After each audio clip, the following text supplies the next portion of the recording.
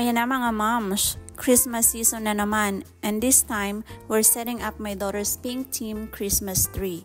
Ako muna sa plucking part kasi syempre mommy duties. Pero grabe mga mare, hindi biro mag-pluck ha? Ang ganda niya pero ang kati sa ilong! Kaya ayan, nakamas ang Mami Amara nyo. Kasi this nose-no effect, hindi talaga siya nose-friendly, promise. Ang sensitive pa naman ng ilong ko, kala mo naman mayaman. After that, quick outfit change muna tayo. From church outfit to something more Christmassy. Sabi pa nga ng husband ko, aka my social manager daw. Sabi niya, babe, dapat holiday vibes ka rin. O diba, stricto ang aking social manager. Pero may point naman talaga siya para feel na feel ang festive mood. Tapos na tayo mga moms, lipat na natin doon sa gilid. Then, it's my daughter's turn. Siya na ang bahala sa pag-decorate and I swear, she took it so seriously.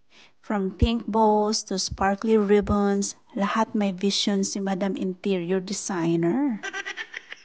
Ako na lang yung taga-assist at taga-video sa gilid. Just watching her enjoy every moment.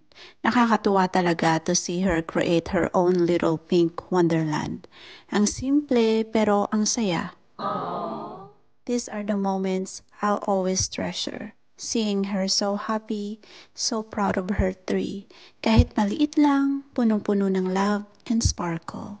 And this is the moment, the most exciting part. Yung maglalagay ka na ng star, pero yung gusto niya bow. And that's it mga momshi, her pink Christmas tree is done.